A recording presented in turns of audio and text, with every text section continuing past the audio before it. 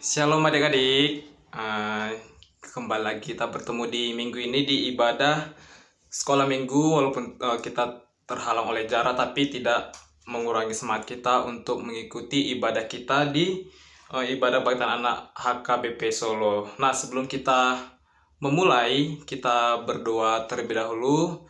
Biar abang yang pimpin, kita bersatu dalam doa. Kembali kami ucap syukur Tuhan buat setiap penyertaan yang Kau berikan, buat setiap berkat kasih setiamu yang selalu menyertai kami di setiap langkah kehidupan kami. Tuhan, di sini kami berkumpul Tuhan walaupun terhalang jarak untuk memulai ibadah kami. Berkati Tuhan, berkati adik-adik kami yang akan mendengarkan firman-Mu, biarkan mereka bukannya sebagai pendengar, melainkan juga bisa menjadi pelaku firman-Mu. Berkati juga Tuhan hamba-Mu yang akan menyampaikan, kiranya Engkau berikan hikmat kebijaksanaan agar dapat menyampaikan semua kebenaran firman-Mu. Terlebih Tuhan, ampuni setiap dosa dan kesalahan kami perbuat, agar kami layani sebagai anak-Mu. Dalam nama Yesus Kristus kami berdoa dan mengucap syukur. Amin. Oke. Firman Tuhan minggu ini terambil dari Amsal 8 ayat 32 sampai ayat 36. Amsal 8 ayat 32 sampai 36. Abang bacakan untuk kita semua dimulai dari ayat 32. Oleh sebab itu, hai anak-anak, dengarkanlah aku, karena berbahagialah mereka yang memelihara jalan-jalanku. Dengarkanlah didikan, maka kamu menjadi bijak. Janganlah mengabaikannya. Berbahagialah orang yang mendengarkan daku, yang setiap hari menunggu pada pintuku, yang menjaga tiang pintu gerbangku. Karena siapa mendapatkan aku, mendapatkan hidup, dan Tuhan berkenan akan dia. Tetapi siapa tidak mendapatkan aku, merugikan dirinya. Semua orang yang benci aku, mencintai maut. Itu firman Tuhan. Nah, di firman minggu ini, Abang mau menjelaskan bagaimana sebenarnya tentang didikan. Di sini di topik besarnya itu yaitu Tuhan berkenan kepada anak yang mendengarkan didikan. Nah, kita pasti mengetahui bahwa manusia memiliki kemampuan belajar. Salah satu caranya itu dengan menggunakan semua alat inderanya, yaitu ada 5, yaitu dari penglihatan, pendengaran, pengecapan, pembau, dan perasaan. Nah, dari penglihatan kita bisa melihat bagaimana kita belajar dari orang lain, kita belajar dari alam, kita bisa melihat keindahan alam. Dari pendengaran kita pasti selalu mendengar setiap ucapan yang dari orang tua, dari teman-teman kita, bahkan dari saudara kita sendiri. Kita bisa belajar dengan menggunakan pendengaran kita, itu telinga kita. Dari pengecapan kita bisa membedakan mana rasa yang manis, yang asam, asin. Dari pembau juga kita bisa membedakan mana aroma yang sedap untuk hidung kita, mana aroma yang tidak sedap kalau kita menciumnya. Dan juga dari perasa, dari kulit kita bisa merasakan yang mana benda-benda yang halus, mana kasar. Nah, semuanya itu jelas salah satu cara kita untuk belajar. Nah, kemampuan belajar kita itu bukan hanya untuk melihat mana saja semua yang baik, melainkan lebih dari itu. Kita juga harus bisa melihat mana yang salah. Nah, bagaimana cara itu? Itu dibutuhkanlah yang namanya hikmat. Apa sih hikmat itu?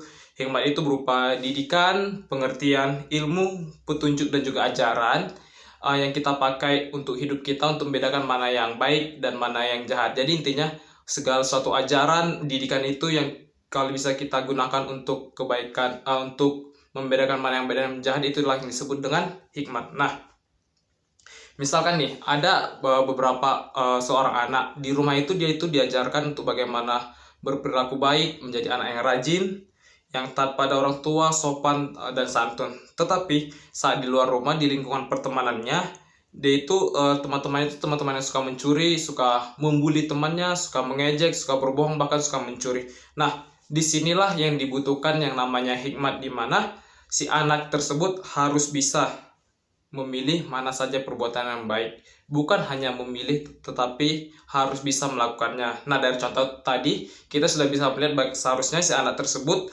harus bisa berperilaku sama seperti di rumah, yaitu yang baik, taat pada orang tua atau orang lain di lingkungannya, sopan santun juga terhadap orang sekitarnya. Begitu juga dengan cara Tuhan memberikan didikan kepada kita. Itu kan masih di sekitar kehidupan kita yang mungkin bisa kita dapat dari orang tua, teman kita, sahabat kita. Tuhan juga selalu memberikan pengajaran kepada kita melalui apa? Melalui firman-Nya. Nah, melalui firman-Nya atau dari Alkitab sendiri, ada beberapa pengajaran yang bisa kita ambil. Misal yang pertama itu dari hukum Taurat Tuhan.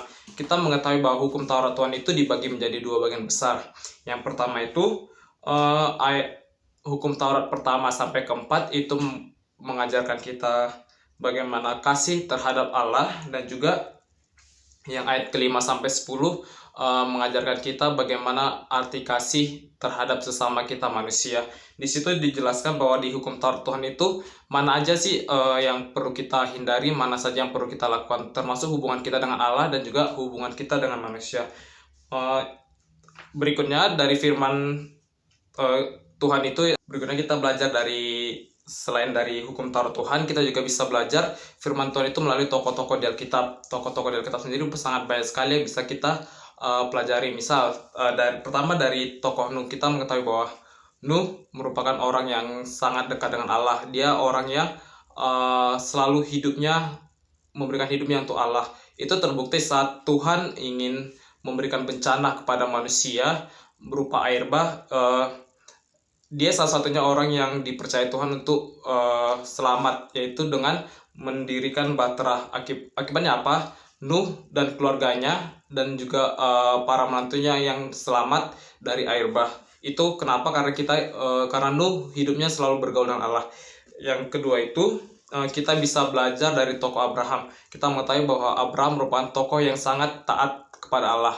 Buktinya apa? Dia mau disuruh Allah pergi ke tempat di mana dia sendiri belum mengetahuinya, tapi karena dia merupakan orang yang taat kepada Allah, dia pun percaya bahwa apapun yang Allah katakan merupakan sesuatu yang baik bagi dia dan baik bagi semuanya, semua keluarganya.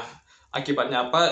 Dia juga bisa mendapatkan segala sesuatu, bahkan saat dia ingin memiliki seorang anak, Tuhan memberikan dia juga keturunan yang sangat banyak sekali. Selain itu kita juga bisa belajar dari tokoh mungkin seperti Daniel yang hanya percaya pada satu Allah saja. Dia tidak mau menyembah Allah lain kecuali Allah yang dia percaya atau yang sama dengan yang kita percaya. Atau mungkin dari tokoh Yunus yang awalnya tidak mau pergi ke tempat yang Tuhan suruh, namun karena Tuhan sudah menegur dia dengan ditelan di dalam ikan besar, akhirnya dia berangkat juga ke tempat yang sudah Tuhan suruh. Nah, selain dari hukum Taurat dan tokoh Alkitab tadi, pengajaran dari firman Tuhan juga bisa kita dapat dari pengajaran selama di sekolah minggu. Mungkin adik-adik juga bisa mengikuti dari minggu-minggu sebelumnya, mungkin pengajaran dari sekolah minggu, bagaimana kita yang harus menjadi terang, bagaimana kita yang harusnya berbuat seperti apa untuk kemuliaan nama Tuhan, atau dalam kehidupan sehari-hari juga kita bisa banyak belajar dari sekolah minggu. Misal bagaimana kita yang harusnya menghindari sikap membuli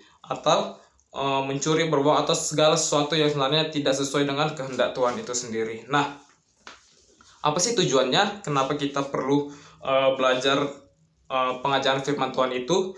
Jelas sama seperti tadi itu, kita bisa membedakan mana yang baik dan mana yang buruk.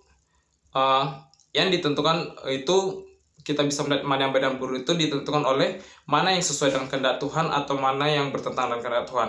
Kalau dia sesuai kehendak Tuhan, berarti itu merupakan perbuatan yang baik, dan yang kalau misalnya tidak bertentangan dengan firman Tuhan, berarti itu merupakan perbuatan yang buruk. Nah, cara membedakan itu paling sederhana itu dengan kembali ke Alkitab kita sendiri, firman Tuhan itu sendiri. Dengan kita rajin membaca Alkitab, rajin membaca setiap pasal ayat yang ada dalam Alkitab, kita pasti bisa membedakan mana yang baik dan mana yang buruk. Nah, di sini juga Abang mau coba jelaskan apa sih hal positif yang kita dapat dari mendengarkan didikan, khususnya mendengarkan didikan dari Tuhan kita, yaitu yang pertama di ayat 32 dijelaskan bahwa kita akan berbahagia. Khusus ayat 32b dijelaskan, karena berbahagialah mereka yang memelihara jalan-jalanku. Nah, kebahagiaan yang kita dapat itu merupakan kebahagiaan yang sejati. Kenapa disebut kebahagiaan yang sejati? Karena kebahagiaan ini yang kita dapat kalau kita mendengar suara Tuhan, mendengar setiap didikannya. Yang kedua, kita menjadi bijak selama tidak mengabaikannya. Nah, dalam artian kita menjadi bijak jika kita tidak mengabaikan didikan yang telah Allah berikan kepada kita. Nah, di sini kita memiliki hikmat untuk membedakan mana yang baik dan yang salah. Selain itu, bukan hanya membedakan, tapi lebih dari itu, kita harus bisa dimampukan untuk melakukan mana yang baik, mana yang jahat. Dan yang ketiga itu, sudah pasti kita tidak dirugikan. Nah, kenapa kita tidak dirugikan? Karena semakin kita giat dan semakin kita tekun terhadap apa yang Allah berikan, pasti itu akan kembali lagi pada kita. Kita akan menerima segala sesuatu yang baik itu sendiri. Walaupun terkadang didikan yang kita dapat itu sakit, apalagi didikan yang dari Tuhan, pasti akan sangat berat. Tapi kita harus percaya bahwa itu bisa memberikan kita hidup yang lebih baik. Dalam artian kita tidak akan pernah dirugikan. Tadi ada 3 yang Abang jelaskan. Yang pertama, kita akan berbahagia. Yang kedua, kita menjadi bijak selama kita tidak mengabaikannya. Dan yang ketiga, kita pasti tidak dirugikan. Nah, sekali lagi dari firman ini, Abang hanya ingin menekankan bahwa Tuhan pasti akan berkenan kepada anak yang mau mendengarkan didikan. Didikan yang dari mana? Didikan yang sesuai dengan firman Allah itu sendiri. Firman Tuhan yang dalam artian sesuaikah itu dengan kehendak Tuhan atau tidak sesuai dalam artian bertentangan dengan firman Tuhan. Sekali lagi abang menekankan Tuhan akan berkenan kepada anak yang mendengarkan didikan. Oke. Mungkin itu dari abang. Mungkin nanti setiap pertanyaan adik-adik bisa tulis di kolom komentar. Mungkin nanti abang bisa bantu sebisa dan semampu abang. Oke. Sekali lagi tetap jaga kesehatan buat adik-adik dimanapun berada. Tetap selalu ibadah walaupun kayak gini keadaannya. Tuhan Yesus memberkati. Sebelum kita akhiri, kita bersatu dalam doa. Kembali kami ucap syukur ya Tuhan buat setiap penyertaan yang Kau berikan. Kau masih menyertai kami Tuhan di setiap kehidupan kami. Tuhan, kami baru saja mendengar firman-Mu. Melalui firman Tuhan Kau yang mengajari kami untuk selalu mendengarkan didikan-Mu. Kiranya melalui firman ini Tuhan kami bisa membedakan mana saja didikan yang baik, yang mana saja yang jahat. Terlebih dari itu Tuhan, kami juga bisa Engkau yang memampukan kami untuk melakukan semuanya itu. Di atas itu Tuhan, kami anak-anak-Mu yang berdosa, kami mengaku Tuhan buat setiap kesalahan dan dosa kami yang Kau ampuni kami. Kami layak disebut anak-anak-Mu. Berkati Tuhan setiap kami dimanapun kami berada. Terpuji dan termuliakan nama-Mu. Dalam nama Tuhan Yesus Kristus kami berdoa dalam kasih nama-Mu. Amin. Bye-bye.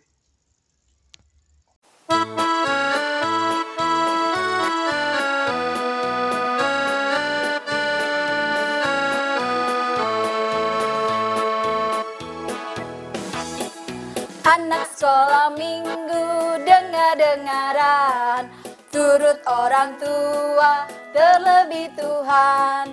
Itulah tandanya anak yang manis, nanti masuk surga, terima mahkota. Anak sekolah minggu dengar-dengaran, turut orang tua, terlebih Tuhan. Itulah tandanya anak yang manis, nanti masuk surga, terima mahkota. Sebagai anak Tuhan yang taat pada Tuhan, kita harus juga taat pada orang tua kita. Ya, yuk kita akan nyanyikan lagu ini sekali lagi.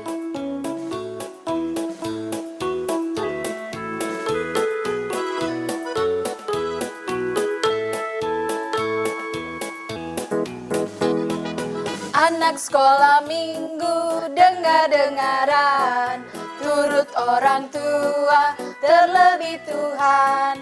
Itulah tandanya anak yang manis, nanti masuk surga, terima mahkota. Nanti masuk